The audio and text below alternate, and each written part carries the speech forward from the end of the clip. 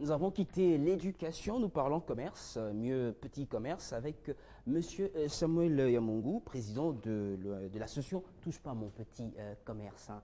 Bonjour, bienvenue. Merci, bonjour. Qu'est-ce qui se passe encore entre vous et l'État congolais? En fait, je voudrais d'abord vous remercier pour l'occasion et pour l'invitation. Et ce que je devrais dire, au fait, est que notre association, qui est l'attrait à protéger, à militer pour la protection des petits commerçants congolais, parce que nous pensons que c'est le socle du développement constant d'une économie surtout naissante, celle du Congo, comme on l'a vu émergent en 2030. Et de l'autre côté, nous pensons que la classe moyenne, elle ne se crée pas par des slogans politiques. La classe moyenne se crée par l'entrepreneuriat.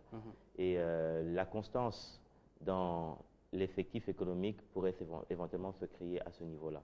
Et nous, chaque fois que nous allons constater, que nous constatons que les petits commerçants sont pratiquement la cible ou l'objectif, ou sont pratiquement tirés à ballon rompu sur eux, nous n'allons pas et nous ne taisons pas. Parce que nous pensons que ça ne devrait pas logiquement être la cible pour les autorités, mais plutôt devrait être des partenaires du progrès. Et actuellement, je ne sais pas si vous êtes au courant que... Qu'est-ce que vous avez constaté? Actuellement, vous êtes au courant qu'il a été annoncé que les vendeurs ont eu à pouvoir gréver pour le fait qu'ils étaient imposés d'une taxation en plus, une énième taxation forfaitaire de 50 000 francs sur le rendement de leur travail. Sur leur revenu. Sur leur revenu, et ce qui faisait que ça ne pouvait que, ça n'était qu'en train de les amener à reculons que de les asphyxier. Voilà. Et de ce fait, je pense qu'il est aussi aujourd'hui utile, raison pour laquelle vous me voyez, de pouvoir plaider pour cette cause-là et amener à ce que je puisse humblement exhorter nos dirigeants, surtout soit provincial et même national, à comprendre que la politique économique de rente, logiquement, elle ne devrait pas être l'apanage de notre Congo démocratique. Pourquoi? Parce que nous avons plusieurs actifs qui dorment. Vous savez, on dit trop d'impôts tue l'impôt.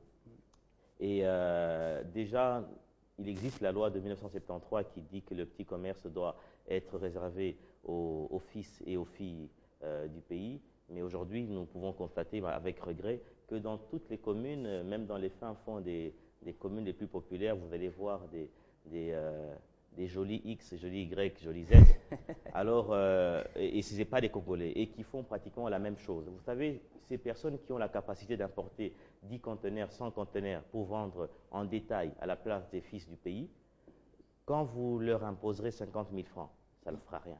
Mais par contre, moi, un petit commerçant qui n'est que 100 $ ou 200 $, je viens acheter chez ce joli Y ou Z, je me battrai pour avoir un bénéfice peut-être qui peut tourner autour de 30 à 50 $. Et si vous m'imposez 50 000 francs, ça fait pratiquement près de 60 $. Donc, c'est même au-delà de mon bénéfice. Mais c'est lent, 50 000 francs, lent. Sur 12 mois, étalé sur 12 mois, c'est quand même... Non, vous savez, lent, est-ce que vous êtes au courant qu'en dehors, ici au Congo, en dehors de la TVA, nous avons à peu près 158 taxes? Que doivent payer qui mais les commerçants, les entrepreneurs et tout ça. En général? Oui, en général. Et le petit commerçant non, mais je vous dis de manière générale. Oui. Mettez-les aussi, ils ont aussi des...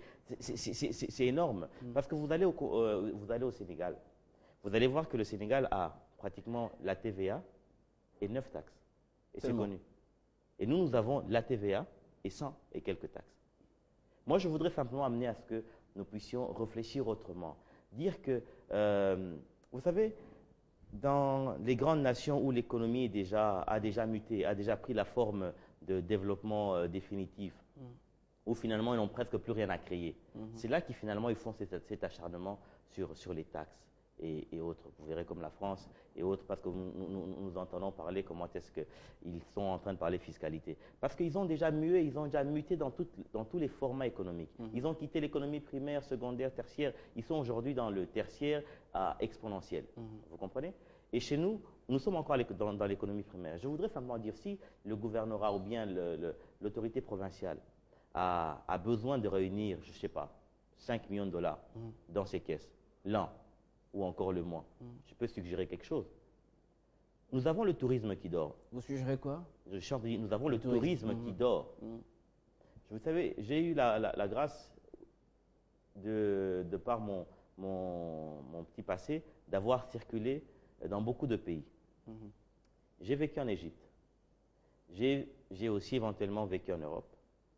Et avec tout cela, je vois, par exemple, ici à Kinshasa, nous avons notre tour Eiffel ici, au niveau de l'échangeur. Oui.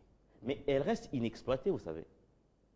En Égypte, au Caire, il existe une tour comme ça, qui est même plus petite que cela. La tour est en réflexion. Non, je suis en train de proposer, je suis en train de donner une idée, ok, à haute voix. Et je me permets de le faire. Hein, pour dire que je réfléchis entrepreneurial. Je ne réfléchis pas taxation. Parce que l'économie de rente, ce n'est pas une économie qui actuellement pourrait éventuellement nous aider à progresser. Parce que l'État, c'est vrai, ils ont besoin d'argent. Mais nous, au fait, que tout à l'heure, il y avait votre invité qui a parlé éducation. Il a dit quelque chose d'important, qu'aux États-Unis, on disait que les partenaires de l'État, c'était les privés qui venaient aider l'éducation. Vous comprenez? Parce que l'État ne peut pas tout faire. Mais nous devons être considérés comme étant des partenaires du progrès.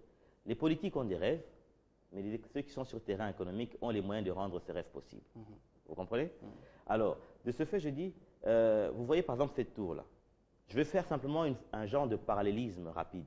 Au Caire, il existe une tour pareille, un peu plus petite que celle que nous avons à l'échangeur. Et au-dessus lequel l'on a mis des genres de caméscopes et tout ça qui te permet de pouvoir voir la ville avec précision et tout ça. Une vue panoramique. Une vue panoramique. Il y a même des restaurants, ainsi de suite. Et à supposer que, vous savez, cette tour-ci, elle est aussi exploitée de telle enseigne qu'elle puisse commencer à recevoir des gens. Kinshasa, c'est 10 millions d'habitants. Ne fût-ce que si vous avez 1 million de personnes qui viennent visiter cette tour. Moi qui vis à Kinshasa depuis plus de X années, je ne sais même pas quelle vue je peux avoir à partir de là. Donc si vous avez 1 million de personnes qui sont montées, qui ont pu éventuellement voir la ville avec les caméscopes qui peuvent être mis au-dessus, ou bien dans les bars, les restaurants qu'on peut faire au-dessus, ça peut faire à peu près 5 millions de dollars le mois ou l'an. Ça dépendra même plus que ça. 5 millions de dollars, de manière constante, sans forcer. Parce que le week-end, les familles, des fois, s'ennuient. Papa, maman et les enfants peuvent aller là-bas. Nous avons la résidence du président, de l'ex-premier ministre Lumumba. Ce sont des sites touristiques. Il y a la résidence du chef de l'État, le maréchal à l'époque Mobutu, qui, à l'étranger, vous savez, quand on parle du Congo, des fois les gens vous posent la question, c'est quoi le Congo? Il faut se référer dire le Zaïre. Oui. Et des fois, il faut citer Mobutu. Et donc, il y a des gens qui sont même prêts à venir. Parce que les personnes qui visitent la Tour Eiffel, à 70%, c'est plus des étrangers que les Français eux-mêmes. Donc, c'est-à-dire que nous pourrons activer, rien qu'au niveau de la province de ville Kinshasa, des entrées autres que celle qui peut être considérée comme acharnement sur les petits commerçants. Parce que nous disons ceci, le petit commerçant, s'il est protégé dans sa loi, dans la loi de 73, qui dit que le petit commerce nous revient à nous, je peux vous dire que dans les 5 ans à venir, vous allez avoir 10 000 Congolais qui valent 10 millions de dollars. Comment cela peut être possible? Je dis 50 dollars de profit qu'il peut faire sur les 100 dollars. Vous le multipliez par 10, par 100, par 1000, par 10 000, par 100 000, ça ne fera plus 50 dollars. Donc on va parler de 5 000, 50 000, 500 000, 5 millions de dollars et plus. 5 milliards, oui. Et vous comprenez? Et donc, parce que vous voyez, quand vous avez 10 000 Congolais ou 100 000 Congolais qui ont 10 millions de dollars, ils peuvent créer des banques, ils peuvent recréer des entreprises. Parce qu'aujourd'hui, l'économie est entre les mains des étrangers. Si demain, nous ne le souhaitons pas, qu'il y avait une guerre comme dans le passé. Et qui partaient tous. Banqueroute. Mais par contre, le fils du pays... On ne parle plus de croissance, on ne parle plus de ça. De stabilité du Vous comprenez? Mais par contre, si le fils du pays récupère l'économie au travers de ces lois qui doivent être simplement appliquées, vous allez voir que même si les étrangers partaient, ici il y avait un problème, ça va rester constant.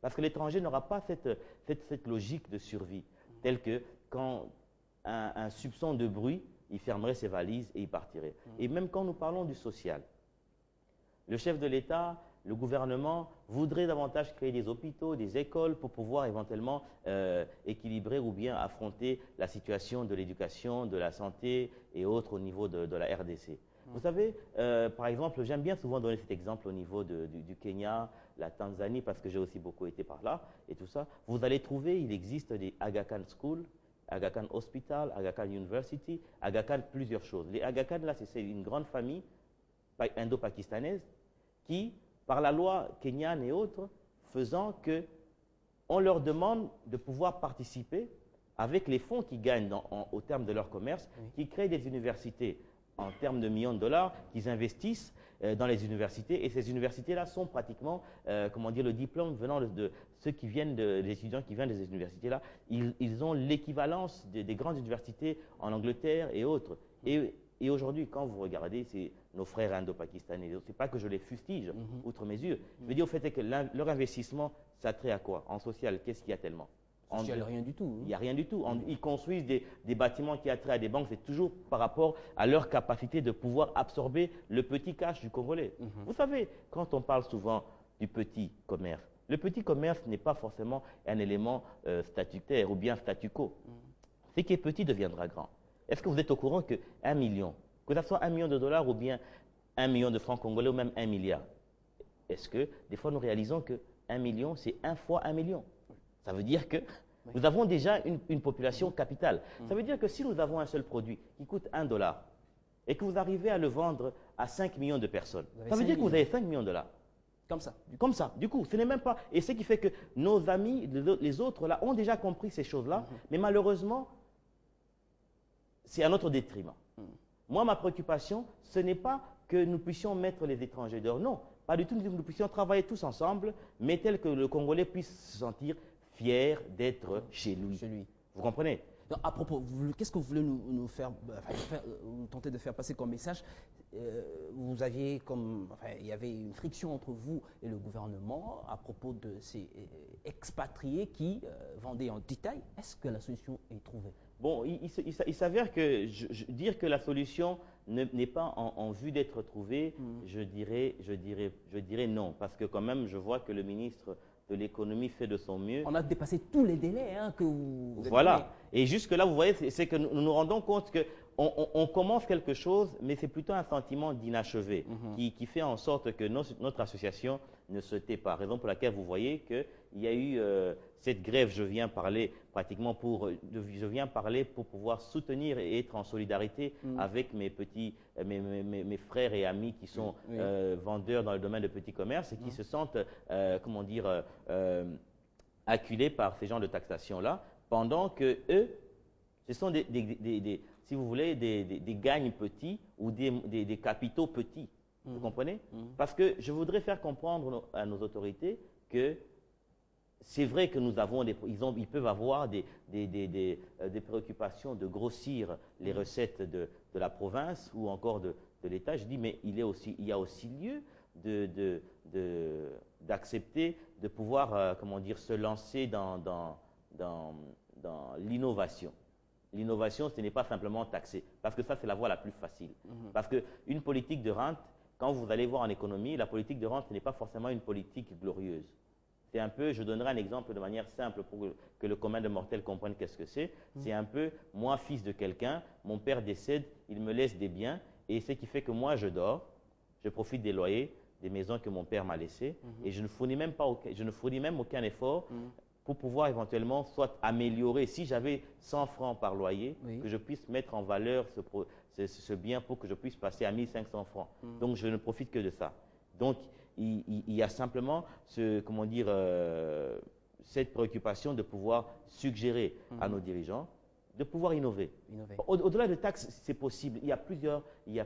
En faisant quoi, par exemple, l'innovation, ce serait quoi? Je voulais donner l'exemple de voir, pourquoi pas qu'ils réfléchissent pour pouvoir mettre en valeur le tourisme au niveau Kinshasa en exploitant la tour, j'allais dire notre tour Eiffel, comment elle s'appelle encore, l'échangeur, au niveau de l'échangeur.